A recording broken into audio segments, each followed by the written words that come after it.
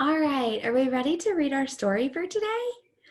Okay, so today we're going to read our story a little bit different than normal. So normally we would read our story and Miss Gates would show you the pictures. But remember, our skill for this week is mental image, which means you have to use your ears to listen for what do things look like? What do things smell like, taste like, sound like, feel like? We have to listen for those describing words to help us make our own picture of what we think is going to happen in our story or what the image or the pictures should look like, okay? So what we're going to do today is I am actually not going to show you any of the pictures. I'm just going to read the story to you, and you are going to have to try to make your own mental image, okay? So I'm going to show you the front cover, and I'm going to tell you the title of our story and the author and illustrator, but that's it, okay? So, whoops, I dropped my book. Just a minute. Okay, come back. Okay, so the story that we're reading this week is called The Salamander Room, okay? The Salamander Room.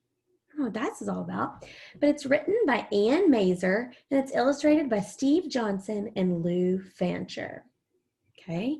So the story is called The Salamander Room.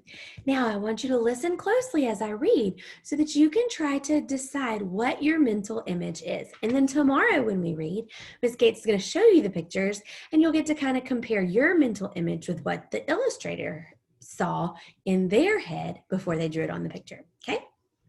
So here we go. The Salamander Room by Ann Mazer.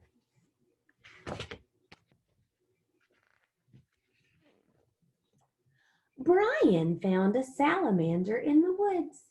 It was a little orange salamander that crawled through the dried leaves of the forest. The salamander was warm and cozy in the boy's hand. "Come live with me," Brian said. He took the salamander home. Do you have a mental picture in your head? Do you have a picture of what you think that salamander might look like? I heard a color. I heard a size.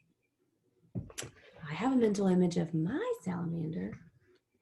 "Where will he sleep?" his mother asked. "I will make him a salamander bed to sleep in. I will cover him with leaves that are fresh and green, and bring moss that looks like little stars to be pillows for his head. I will bring crickets to sing to him to sleep, or to sing him to sleep, and bullfrogs to tell him goodnight stories." How did your mental image change?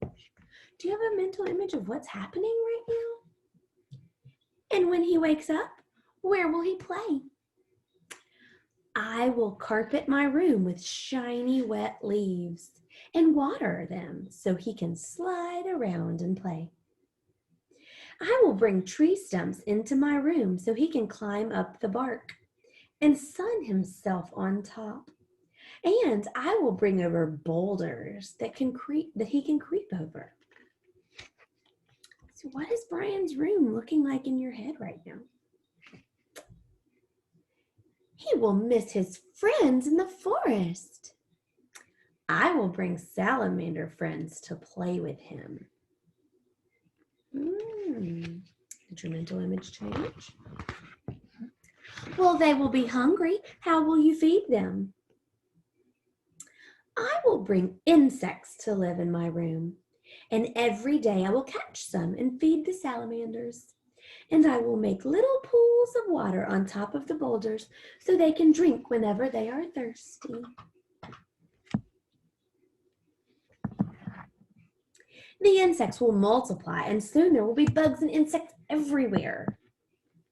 I will find birds to eat the extra bugs and insects, and the bullfrogs will eat them too. Where will the birds and bullfrogs live? I will bring trees for the birds to roost in and make ponds for the frogs. Birds need to fly. We can lift off the ceiling. They will sail out into the sky, but they will come back to my room when it's time for dinner because they will know that the biggest, juiciest insects are here. But the trees, how will they grow?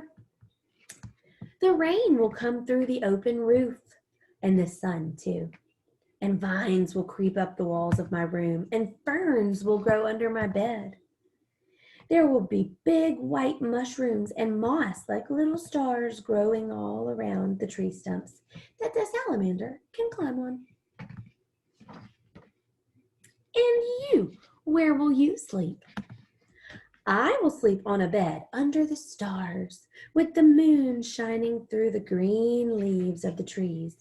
Owls will hoot and crickets will sing.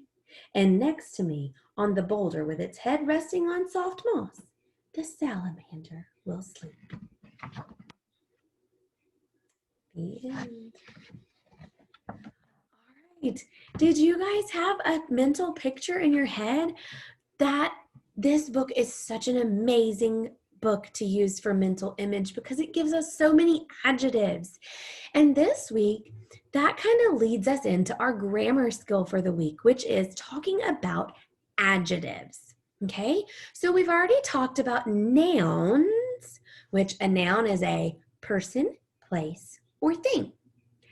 This week, we are talking about adjectives, and adjectives are words that describe something, okay? So when Brian was talking about the birds coming back because they knew that at dinner time, he said, because they know that the biggest, juiciest insects are here. So we know that insects is a noun, right? Because it's a thing. Well, the words biggest and juiciest describe those insects, okay? So this week we're working on adjectives. And adjectives are those things that are helping us develop our mental image. It's telling us the size of something. So the biggest, right? Or it's telling us, even when we talked about our salamander at the front, it was talking about the size. It was a little salamander. It also described the color of that salamander. It was a little orange salamander, right? So if you were thinking the salamander room and you had big salamanders pictured, well, when we read the first page, we learned that it was a little orange salamander. So in your head, your salamander should be orange and small because those are the adjectives that we have to describe it. We also know that inside of the salamander was warm and cozy inside Brian's hand. So those are words that describe the temperature, right? The temperature, warm, okay? It can describe the temperature. It can describe the size. It can describe the shape. So sometimes adjectives describe shape, size, color. It can be the sound, like loud or quiet. If we talk about adjectives that describe food, it could be sweet, it could be salty, it could be spicy. So those are all adjectives, which is our grammar skill for this week. And we will get to work more with adjectives tomorrow. So I hope you enjoyed listening to our book today and making your own mental image. Tomorrow, we will read the book again and see the pictures and see how our mental image changes. All right? Great job today in reading, guys. I will see you either in reading groups or math groups, whichever come next for you. See you later.